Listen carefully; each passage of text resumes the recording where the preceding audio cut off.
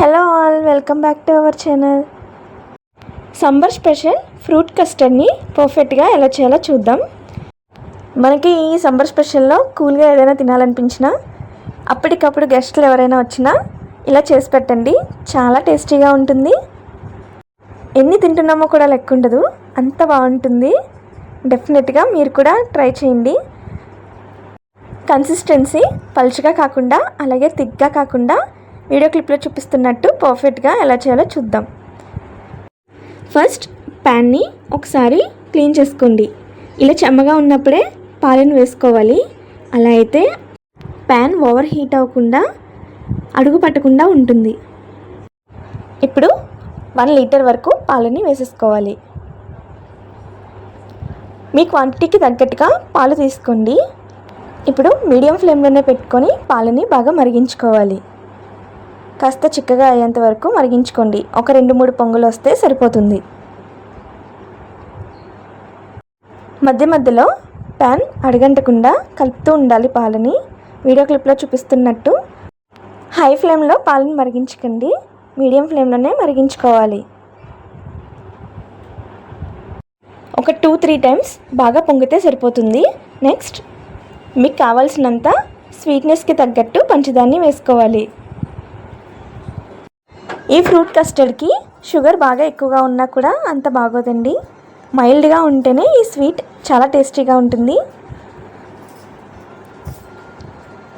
పంచదార కూడా పాలు బాగా మరిగిన తర్వాతే వేసుకోవాలి. ఇప్పుడు అంతా కూడా బాగా కలిసేంత వరకు మిక్స్ చేసుకోవాలి. పంచదార అంతా కూడా బాగా కరగాలి. ఇప్పుడు బౌల్లో పాలు వేసేసుకొని ఒక 2-3 టేబుల్ స్పూన్స్ వరకు కస్టర్డ్ పౌడర్ని వేసుకొని అంతా కూడా బాగా కలిసేంత వరకు మిక్స్ చేసుకోవాలి. ఉండలేమీ లేకుండా బాగా మిక్స్ చేసుకోండి. ఇప్పుడు మరిగిన పాలలో కొద్ది కొద్దిగా వేసుకోవాలి, అంతా ఒకేసారి వేసుకోకండి. ఇప్పుడు అంతా కూడా బాగా కలిసేంత వరకు మిక్స్ చేసుకోవాలి. కస్టర్డ్ పౌడర్ వేసాక పాలు కాస్త చిక్కబడతాయి. ఒక 2 నిమిషాల వరకు బాగా మిక్స్ చేస్తూ ఉండాలి.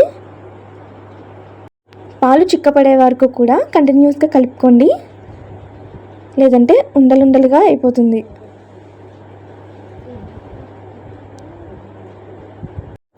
సైడ్స్ ఉండే మీగడను కూడా తీసుకుంటూ బాగా కలుపుకోవాలి.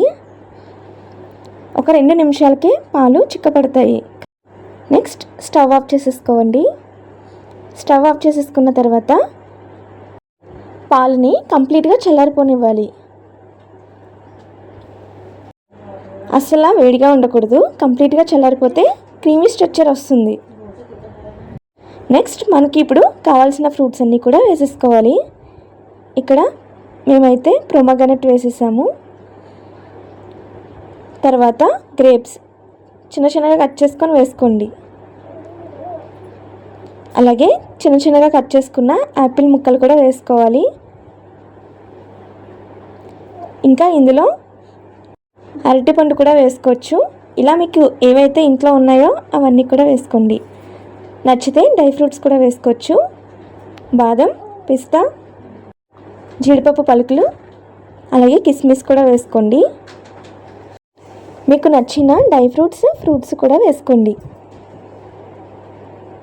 ఇప్పుడు అంతా కూడా బాగా కలిసేంత వరకు మిక్స్ చేసుకోవాలి. మరి ఫ్రూట్స్ అన్నీ కూడా ఎక్కువ వేసుకోకండి. పాలలో ఎన్నైతే అవసరమో అన్నీ వేసుకోండి. అప్పుడే క్రీమీ స్ట్రక్చర్లో ఈ ఫ్రూట్స్ అన్నీ కూడా బాగా కనిపిస్తాయి. తినేటప్పుడు కూడా చాలా బాగుంటాయి. అంతే అండి, చాలా టేస్టీగా ఫ్రూట్ కస్టర్డ్ రెడీ అయిపోయింది. పిల్లలు కూడా చాలా ఇష్టంగా తింటారు. ఈ ఎండాకాలంలో quick and easy and tasty recipe. డెఫినెట్గా మీరు కూడా నచ్చితే ట్రై చేసి మీకు ఎలా కుదిరిందో కామెంట్ చేయండి. Subscribe for more videos. Thank you for watching. Bye guys.